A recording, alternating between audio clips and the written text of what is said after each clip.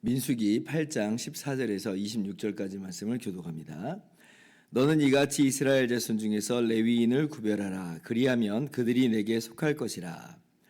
내가 그들을 정결하게 하여 요제로 드린 후에 그들이 회막에 들어가서 봉사할 것이니라. 그들은 이스라엘 자손 중에서 내게 온전히 드린 바 된 자라. 이스라엘 자손 중 모든 초태생 곧 모든 처음 태어난 자 대신 내가 그들을 취하였나니 이스라엘 자손 중에 처음 태어난 것은 사람이든지 짐승이든지 다 내게 속하였음은 내가 애굽 땅에서 모든 처음 태어난 자를 치던 날에 그들을 내게 구별하였음이라. 이러므로 내가 이스라엘 자손 중 모든 처음 태어난 자 대신 레위인을 취하였느니라.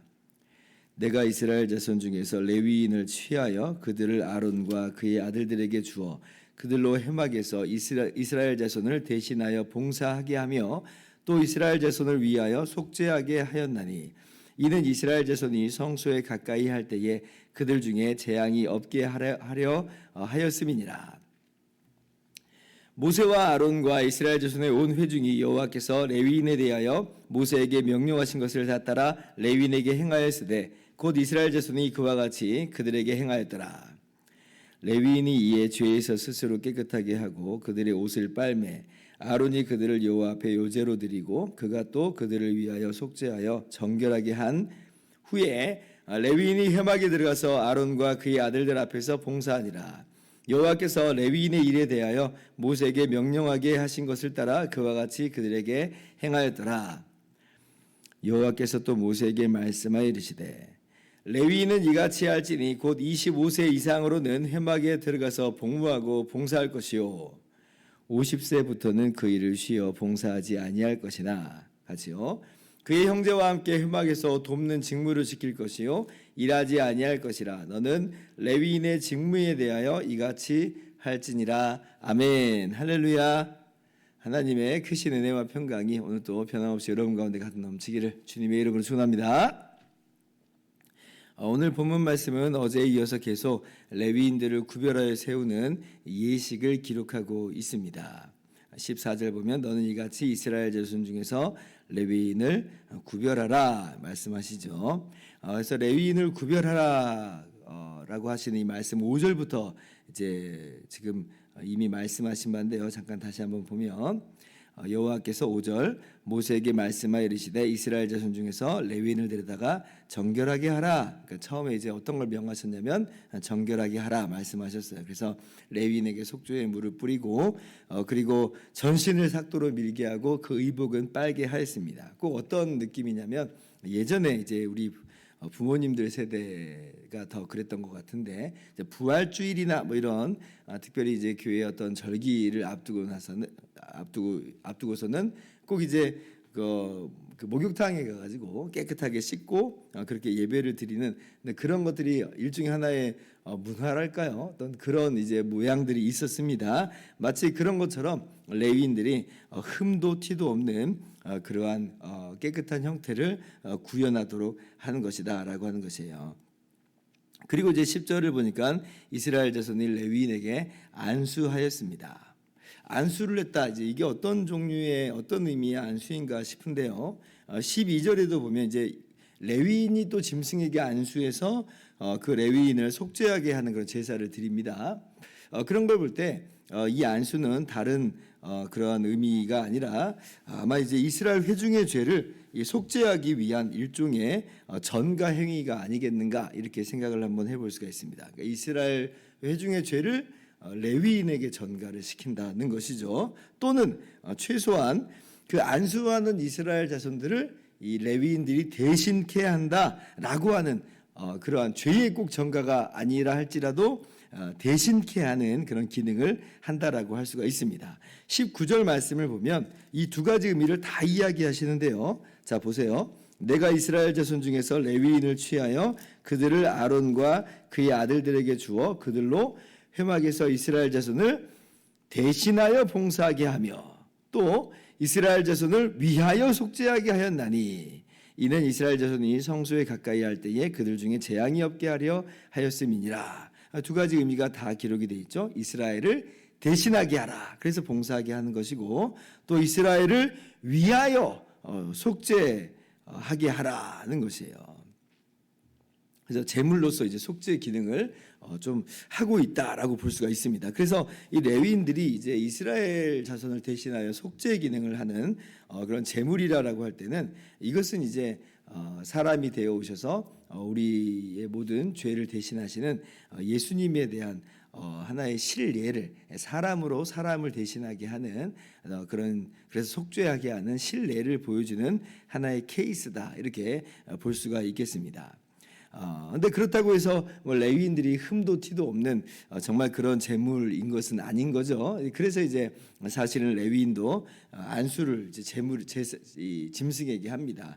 그래서 레위인의 죄를 그렇게 속하게 하는 것이에요. 그런데 이제 예수님은 그렇게 할 것이 없는 것은, 예수님은 흠과 티가 전혀 없는 그런 분이기 때문에 별도로 또 다른 어떠한 제물을 내세울 일은 이제 없다라고 하는 것이죠. 그래서 이제 이렇게 레위인들에게 안수를 해요. 그리고 이제 레위인들을 요제로 이제 흔들어 바치죠. 하나님께. 요제라고 하는 것은 흔들어 이제 바치는 이 제사예요. 제사의 방식으로서 그렇습니다. 뭐 실제 그렇게 제물로서 죽인다 이런 말은 아니고요. 다만 상징적인 의미로 요제로 드린다라고 하는 것인데, 그렇게 해서 이제 레위인들이 구별된 자가 되어서 성막 봉사를 시작하게 된다라고 하는 것입니다. 그래서 20절, 자, 모세와 아론과 이스라엘 자손의 온 회중이 여호와께서 레위인에 대하여 모세에게 명령하신 것을 다 따라 레위인에게 행하였으되 곧 이스라엘 자손이 그와 같이 그들에게 행하였더라. 그러니까 레위인에게 말씀하신 모든 것들을 그대로 다 준행했다라고 하는 것이에요. 그래서 이제 레위인들이 회막에서 봉사를 하게 되는데, 아까 이제 속죄하기, 이스라엘 자손을 위하여 속죄하는 제물로서는 예수님의 어떤 사역을 미리 보여주는 것이라고 할 수 있는데, 그런데 또 한편 이스라엘을 대신하여 봉사하게 하는 그런 의미로 본다면 그것은 바로 성도로서의 우리들의 모습을 이 레위인들이 또 보여준다라고 할 수가 있겠습니다. 레위인들이 이스라엘 자손을 대신하여 봉사한다라고 하는 이 의미는 어떤 의미겠어요? 사실은 이스라엘 자손이 다 봉사를 해야 된다라고 하는 것을 의미하고 있는 거죠. 레위인이 대신하게 한다는 것은 이스라엘 자손이 면책, 원래부터 이제 그럴 필요가 없었다는 게 아니잖아요. 원래 이스라엘 자손이 봉사를 해야 된다라고 하는 것인데, 근데 이제 레위인들을 대신하게, 그 일을 대신하게 한다라고 하는 것이에요. 현실적 차원에서 어떻게 보면 우리 레위인들을 대신하게 하는 거라 할 수 있습니다. 왜냐하면 다 성막 봉사하면 그러면 가나안 정복 전쟁은 누가 할 것이며, 다 성막 봉사하면 그럼 농사는 누가 할 것이고 짐승은 또 누가 키우겠어요. 그러니까 이제 현실적인 측면에서 모두가 해야 되는 일을 이제 레위인들로 하여금 대신하게 하는 것이다라고 이제 볼 수가 있습니다.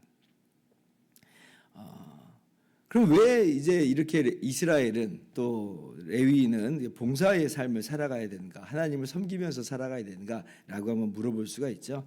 그 이유를 다시 한번 오늘 16절에서 18절까지 이야기해 주시는데, 어떤 사건을 두고 얘기하시냐면 이스라엘을 출애굽시키시는 바로 그 사건을 두고 말씀하십니다. 그때 마지막 10번째 재앙, 애굽의 모든 장자를 다 쳐서 죽이시는 그 재앙이 있었잖아요. 그런데 이제 이스라엘 백성은 어린 양의 피를 그 문 임방과 좌우 설주에 바르게 하는 것으로 애굽의 장자는 짐승까지도 다 죽었는데, 그런데 이스라엘의 장자 한 명도 죽지 않는 그런 일이 있었습니다. 이거 하나님께서 은혜를 베푸신 거예요. 사실 이스라엘도 뭐 예외 없이 죽어 나가야 하는 상황인데, 근데 어린 양의 피로 말미암아 이제 이스라엘 자손은 그 화를 이제 면하게 되잖아요. 그렇게 해서 또 출애굽도 합니다. 그러니까 지금 죽지 않게 된 장자들만 내가 살았습니다, 하나님 감사합니다 하고 하나님을 섬길 게 아니죠. 왜냐하면 우리 집에서 장자가 지금 살았어요. 그러면 온 집안이 하나님께 감사합니다 라고 하는 그런 모습으로 나오지 않겠습니까? 나가서 이스라엘 백성이 그로 말미암아 출애굽의 은혜를 경험하게 되는데, 그러면 당연히 하나님께 어이구 하나님 감사합니다 라고 하는 것이 마땅하지 않겠냐는 거예요. 하나님을 섬기는 것이, 봉사하는 것이 마땅하다라고 하는 것이에요. 이것이 바로 이스라엘 백성들이 하나님을 섬겨야 되는 당위성이에요. 마땅한 거예요. 그리고 그것을 이 레위인들로 하여금 대신하게 하는 것이다. 그러므로 이 레위인의 이 하나님을 섬기는 이런 삶이라고 하는 것은 사실 이스라엘의 섬김의 삶이요, 그리고 우리들의 하나님을 섬기는 삶이요, 봉사의 삶을 가리킨다라고 하는 것이에요. 우리가 왜 하나님을 섬기고 봉사하는 삶으로 나갑니까?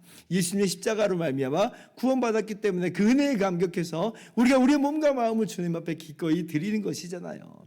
그렇게 오늘 또 다시 한번 봉사와 섬김의 삶을 살기로 다짐하는 우리 모두가 될 수 있기를 바랍니다. 그리고 이제 마지막에 이제 덧붙인 말씀이 있어요. 이제 24절 이하를 이제 보시면 레위인들로 하여금 이제 시작 일자와 또 종료 나이를 이렇게 지정을 해줍니다. 언제부터 시작을 하게 해요? 24절 보니까 25세 이상으로 회막에 들어가서 봉사하라 그래요. 근데 좀 약간 의아하죠. 왜냐하면 민수기 4장 3절을 보면 30세 이상의 사람을 계수해서 봉사하게 했거든요. 근데 왜 여기선 25세냐? 아니, 하나님께서 지금 불과 몇 장 지나가지도 않았는데 지금 깜빡하실 일 없잖아요. 그래서 이제 이것은 아마 5년간의 수습기간이다 이렇게 두는 거예요. 25살에 회막의 봉사를 시작하는데 5년간의 수습기간을 두고, 그리고 30세부터 본격적으로 봉사하여서 50세까지 그 일을 하게끔 하는 것이다 라고 하는 것입니다. 자, 그런데 이제 흥미롭게 50세부터는 그 일을 쉬어서 봉사하지 않는 것은 분명해요. 그런데 이제 그러면 이제 나는 뭐 아무런 일도 안 하는 것인가, 또 할 수가 없는 것인가 라고 할 때에 26절을 보면 이렇게 말씀하십니다. 그의 형제와 함께 회막에서 돕는 직무를 시킬 것이요 일하지 아니할 것이라. 분명히 회막에서 정말 힘들게 그 몸으로서 일하는 일로서는 50세면 이제 끝나는 겁니다. 그 이상으로 할 수가 없어요. 그러나 그렇다고 해서 아주 그냥 다 쉬어서 아무 일도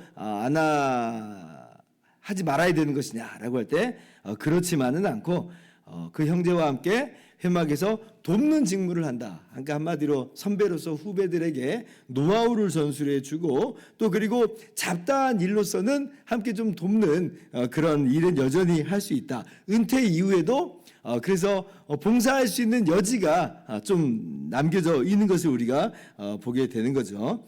그래서 우리 그 교회에서도 항존직이 이제 70세가 정년이잖아요. 목사도 물론이고 장로, 집사, 권사도 다 70세면 은퇴입니다. 그런데 이제 그러면 은퇴하면 이제 아무 일도 못하는 이제 그런 상황이냐? 물론 이제 공식적인 일로서는 이제 아무 일도 안 하죠. 그러나 선배로서 함께 일을 했던 사람으로서 돕는 일로서 선배로서 조언을 해주고 또 뒤치다거리 같이 해주고 이제 이런 식으로 이제 우리도 충분히 도울 수 있지요. 이제 마치 이제 그런 것과도 같이 레위인들도 그러한 봉사의 삶을 은퇴 이후에도 또 할 수 있는 여지를 이렇게 또 두었습니다. 그래서 이제 이렇게 레위인들을 구별해서 성막 봉사를 이제 시작을 하게 하는 것이 오늘 말씀이에요. 이 말씀과 더불어서 예수님의 그 제물로 드리심을 한번 우리의 죄를 위해서 대신해서 제물이 되심을 생각을 한번 해보면서, 또한 동시에 우리가 또 그저 구원받은 사람으로서 하나님을 봉사하고 섬기는 것이 마땅하다고 하는 것을 마음 가운데 품으면서 그렇게 우리의 삶을 또 아름답게 정돈하면서 나가는 복된 하루가 되실 수 있기를 주님의 이름으로 축원합니다. 기도하겠습니다.